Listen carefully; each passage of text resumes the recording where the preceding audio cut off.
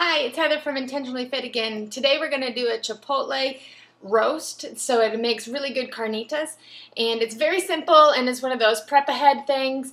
And we're going to just do it real quickly and throw it in the crock pot. There it is again, crock pot. It's my savior of food prep. So what you need is you need a can of diced tomatoes. I really like the fire roasted ones, but this was like half the price, so you know, you do what you can. So I made a rub and out of black pepper, paprika, chipotle chili pepper, and ancho chili pepper, and my favorite spice, cumin. So I put probably about 1 to 2 teaspoons of everything in there except for the chipotle. I really like my stuff spicy, so I added extra, probably a full tablespoon of this, and probably 1 to 2 tablespoons of the cumin, if I'm really honest. But that's to taste. So if you put that much chipotle or that much cumin in it, it might be way too spicy for some of the people in your family. I tend to be the only one that eats the carnitas, so I make it like I like it. So we have the tomatoes, we have the spices rubs. I have 5 little cloves of garlic. Remember, we talked about it before. These are the cloves, not the whole bulb. You're also going to need some cilantro, and you have a choice. You can get dried cilantro like this, which I tend to keep around the house because I go through fresh cilantro really quickly and it doesn't stay here very long. And you're going to need a roast. Now, I got this roast because it was on sale. I don't know if you can see that. It's $8, and this is a $16 roast, and I was really blessed because I needed my money to stretch. So I don't normally buy roasts, but this one was half the price, and I can get a whole lot of meals out of it. So we're going to open it up, and it's a London broil, so it's nothing really, well, it's not spectacular, but it's not horrible either. So after we crush up the garlic, like we've been doing it before, we're going to crush it, and then we're going to cut it. And so many people can go so much faster than I can on this, you know.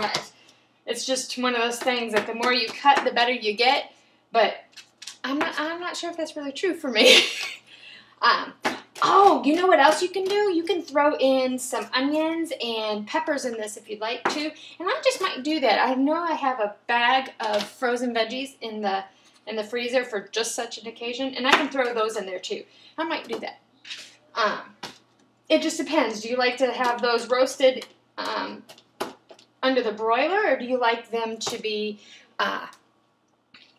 cooked with your meat? So that's really your choice. Okay, so we got our meat, and we're going to bring it up here. We want all that juice to stay in the other area so that we don't get all nasty. So it's a big roast. We're going to take, this is why I put all the spices in the thing, so I didn't have to keep picking up all the spices, and that would be contaminating. Okay, so you're going to want to get it in there, and you want to pound it in there. If you ever watch those barbecue shows, they like get their hands all nasty. Some of them wear gloves and they inject stuff. Well, we don't have to get that fancy, but you do want to get it in your meat because you don't want it to just kind of slide off. So you want to do both sides. And remember, when you're doing meat, you want to use the same cutting board. You don't want to ever use the same cutting board that you use your meat for your veggies because of the cross-contamination. You can't ever really get this stuff out of your cutting board. So it's better just not to do it. So I've got all this on there. And then I'm going to lay it inside my crock pot. Alright? Inside the crock pot. There it went. So then what I'm going to do is I'm going to take all of that garlic I just cut up. Look at my hands, are all dirty. Okay, so we're going to put all that garlic, and I'm just going to dump it right in on top. And I know you can't see this crock pot. Maybe I can pull it back. See, there it is. See, not very fancy. There it is. Okay, and throw that garlic on top. And actually, there's a little bit left in here, so I'm just going to dump it on some of it in there. And dump it all in there because I want it to be nice and spicy. And then all I'm going to do is I'm going to take the can of tomatoes. I'm going to dump it right on top of that meat and try to get as much of it covered as you can. Now, depending on the size of your crock pot, And depending on the size of your meat, you might have to kind of maneuver that and then maybe wait till it's cooked for a while and then go in there and push it down so it all gets covered. Because sometimes what happens is if it's not covered, it gets that really dry, crusty stuff, and it's not the yummy, you know, charbroiled stuff that you like. It's just kind of hard and crusty. So you want to make sure that you cover it as well as you can. So I dumped that in there. Now, if you wanted, you could add green chilies. You can add veggies. And now we're gonna, so you could do all of those things that would kind of make it a little different, and you can make it so you spice it up and you make it spicier or less spicy. You could put onions in there. You could add beans. Actually, I don't cook the beans with it. I normally cook the beans separately and then mix them up together afterwards. That makes a really good meal.